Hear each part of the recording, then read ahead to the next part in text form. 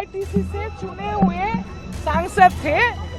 AITC से हमारा जो नाराजगी है वो उन्हें बताए, अलग से बैठने का मांग की और हम लोग कहा कि हम मर्ज कर रहे हैं। हम जो एआईटीसी के हैं ये पार्टी हम मर्ज कर रहे हैं nationalist citizen party. Nationalist citizens party को साथ हम लोग मार्च करेंगे। कहाँ की पार्टी है ये? वो एक स्वीकृत पार्टी है রিজিওনাল स्तर पे। কথায় আছে না যে রাজনীতির ইকুয়েশন কোনোভাবেই বোঝা সম্ভব নয়, সেইটাই যেন সত্যি করে দিলেন এই কাকলি ঘোষ দস্তিদারের সঙ্গে যে সমস্ত একেবারে সাংসদরা রয়েছে তারা, কার্যত বলা ভালো বিদ্রোহী সাংসদ। তারা ইতিমধ্যেই এনসিপিআই অর্থাৎ ন্যাশনালিস্ট সিটিজেনশিপ পার্টি অর্থাৎ এই nationalist citizenship party of India, যেটা কিনা একেবারে বেনামি অস্বীকৃত পার্টি, অস্বীকৃত হিসেবে এখন অবধি রয়েছে একেবারে প্রত্যন্ত গ্রামের একটি দল, সেই দলের একেবারে আশ্রয় নিলেন এবং রাতারাতি সেই বেনামি দল কার্যত পশ্চিমবঙ্গের সব থেকে বড় রাজনৈতিক দলে পরিণত হলো। কেন? ইতিমধ্যেই একেবারে সাংসদদের সংখ্যার নিরিখে তারা কিন্তু এই মুহূর্তে সব থেকে বড় রাজনৈতিক দল হিসেবে একেবারে সূচিত হলো লোকসভা। এবং এক্ষেত্রে বলে রাখা প্রয়োজন, আমরা গতকাল দেখেছিলাম যে ভূপেন্দ্র যাদবের বাড়িতে বৈঠকের পর একেবারে এই বিদ্রোহী 20 জন সাংসদ তারা পৌঁছে গিয়েছিলেন ওম বিড়লার বাড়িতে এবং সেক্ষেত্রে তারা চিঠি দিয়েছেন এবং 20 জন সাংসদের সই করা চিঠিতে সেক্ষেত্রে পরিষ্কার হয়ে গিয়েছে যে তারা একেবারে এই তৃণমূল থেকে কার্যত সরে এসে বিদ্রোহী তৃণমূল হিসেবে এবং এনসিপিআইতে যোগদান করলেন। এবং বলে রাখতে চাইবো এই এনসিপিআই যারা কিনা এই হাওড়ার সাকরাইল যে দল, যেটা সাকরাইলের হাটগাছা গ্রামে রয়েছে, স্থানীয় সূত্রে যেটা খবর পাওয়া গিয়েছে 2022 সাল থেকে সেখানে দলের কার্যক্রম শুরু হয় এবং 2023 সালের পঞ্চায়েত নির্বাচনে অংশ নিলেও দলটা কিন্তু বড় কোনো প্রভাব ফেলতে পারেনি। এক্ষেত্রে 2024 সালের লোকসভা বা 26 সালের বিধানসভা নির্বাচনে দলটায় কোনো উল্লেখযোগ্য ভূমিকা ছিল না। এক্ষেত্রে শিউলি কুণ্ডু, আইনজীবী শিউলি কুণ্ডু আর তার স্বামী উত্তীয় কুণ্ডু, তারা কিন্তু সমাজসেবা ও স্বেচ্ছাসেবী কার্যকলাপের জন্য এই গোটা এলাকায় পরিচিত লাভ করেছিলেন এবং সেক্ষেত্রে এই দলটা ফর্ম করেছিলেন। যদিও এক্ষেত্রে বলে রাখতে চাইবো একটা অস্বীকৃত রাজনৈতিক দল হিসেবে কিন্তু এখনো রয়েছে। তারা 2023 সালে ত্রিপুরা দুটি কেন্দ্রে প্রার্থী হয়ে লড়েছিলেন, 2টি কেন্দ্রে প্রার্থী দিয়েছিলেন তারা। সেটা হলো যে কৈলাসহর এবং চৌমানু আসন, যেক্ষেত্রে প্রতীক ছিল কলমের নিব ও সাতটি রশ্মি। এই কলমের নিব যেটা কিন্তু উত্তীয় কুণ্ডু নিজেই স্কেচ করেছিলেন। এখন অব্দি যেটা খবর, আমাদের প্রতিষ্ঠা হয়েছিল 2022 সালে।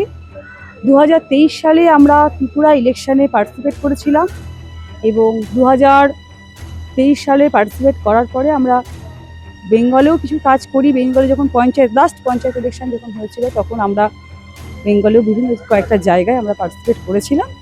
এই বেনামি দলটার মাত্র 1,13,000 কি 1,23,000 যেটা তাদের ফান্ড রয়েছে মাত্র, সেই দলে একেবারে রাতারাতি এই 20 জন যোগদান করলেন। এক্ষেত্রে কেন তারা এই দলে যোগদান করলেন, কেন বিজেপিতে যোগদান করলেন না বা কেন বিজেপি নিল না, এই একটা তালগোল কিন্তু রয়েছে। কেন?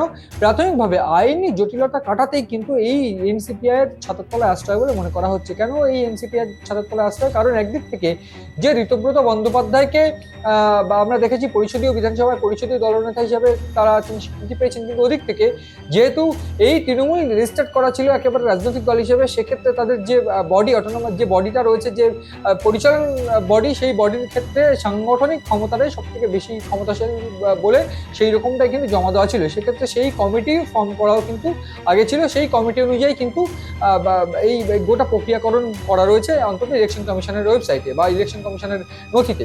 সেক্ষেত্রে এই যে বিধানসভার পরিষদীয় যারা দলটা, যারা কিনা বিদ্রোহী তৃণমূল হয়ে গিয়েছে এইখানে, তাদের এগেনস্টে যেহেতু একটা মামলা হয়েছে হাইকোর্টে যে তাদেরকে তো বার করে দেওয়া হয়েছে, সেক্ষেত্রে তারা কিভাবে আসল তৃণমূল হলো, এই যে বিষয়টা রয়েছে সেই বিষয়টা, সেই আইনি সমস্যা এড়াতেই কিন্তু দিনের পর দিন বৈঠক হচ্ছে গত 4-5 দিন ধরে এই বিজেপির বিভিন্ন নেতৃত্বের বাড়িতে। সেক্ষেত্রে ভূপেন্দ্র যাদবের বাড়িতেও একাধিকবার বৈঠক হয়েছে। গতকাল আমরা ভূপেন্দ্র যাদবের বাড়িতে বৈঠকই দেখেছি এবং এরপর তারা কার্যত পেরিয়ে গিয়ে ওম বিড়লার বাড়িতে যায়, স্পিকার ওম বিড়লার বাড়িতে। এক্ষেত্রে এই ভূপেন্দ্র যাদবের বাড়িতে যে তারা বৈঠক হয়েছে, সেক্ষেত্রে এটা পরিষ্কার হয়ে গিয়েছে যে বিজেপির চালেই কিন্তু তারা কার্যত এনসিপিআই যোগদান করেছেন।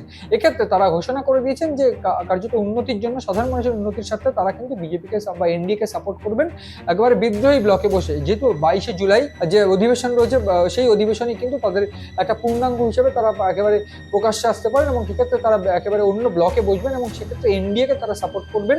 এই ক্ষেত্রে বলে রাখা প্রয়োজন যে যেহেতু তারা তৃণমূল থেকে রয়েছে, সেক্ষেত্রে তাদেরকে ডিরেক্ট বিজেপি না নিলেও এটা পরিষ্কার যে বিভিন্ন বিল পাস করানোর ক্ষেত্রে তাদের ভোট কাজে লাগবে। एआईटीसी से चुने हुए 20 सांसद स्पीकर साहब से मिलकर अलग बैठने का चिट्ठी दिया और ये 20 सांसद जो हमारे कुल मिला के जितने हैं उसमें से 2/3 से ज्यादा है। हम ये जो जुट appeal nationalist party of India से, उसके बाद क्या होगा, हम काम करेंगे राष्ट्र के लिए और प्रधानमंत्री के नेतृत्व में एनडीए के साथ हम लोग काम करेंगे। तुम कोई पार्टी टू थर्ड लेके चले जाते हो तो पहले दिन ही तुम नहीं बोल सकते हो कि हमारा पार्टी को तुम ये नाम दे दो, क्योंकि एक पार्टी चलता है ना। ये पार्टी जब जाएगा और 20 जुलाई जब पार्लियामेंट खुलेगा तो अब वो पार्टी तृणमूल में आएंगे, तब हम लोग बोलेंगे नहीं हम लोग को भी तृणमूल दो, क्योंकि तृणमूल से हमारा 2/3 है। तब कोर्ट में जाएगा और कोर्ट डिसाइड करेंगे कौन पार्टी। हाँ जरूर, ओम बिरला जी से आपकी क्या बात हुई? बाद में तो जाएंगे। ओम बिरला से क्या बात हुई सर? वो मिला जी सब सिग्नेचर डिफाई किया। कितने एक एक सिग्नेचर थे?